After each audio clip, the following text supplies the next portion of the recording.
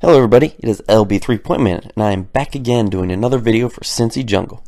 This week what we're going to be doing is we are going to be continuing our series where we look at the Bengals' 5 toughest opponents for 2017.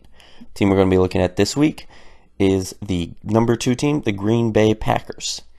The Packers are a very good team, who I believe are a legitimate Super Bowl contender, so they will be a very good test for the Bengals, and especially the Bengals defense. First weakness for the Packers is that they've lost several members of their interior offensive line in recent years.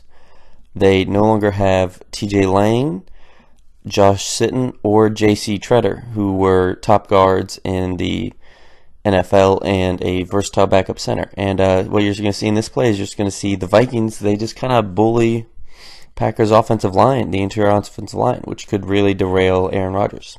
The second weakness is that the Packers had one of the worst secondaries in the NFL last season. They made an effort to address the secondary in the draft, but it's a question mark whether that actually helps them, as Kevin King has looked bad in the preseason so far. This is just basic. You'll see Taylor Gabriel burns one of their cornerbacks they had last year. Now we're going to take a look at their strengths. The first strength is that they have a very nice set of offensive weapons with 3 receivers who have produced in the past. With Jordy Nelson, Devontae Adams, and a fully healthy Randall Cobb for the first time in over 2 years. This should be a deadly offense, especially with receiving back Ty Montgomery.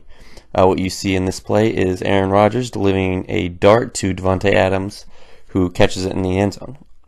And the final strength is Aaron Rodgers is simply the best quarterback in the league. There's no one else who can compete.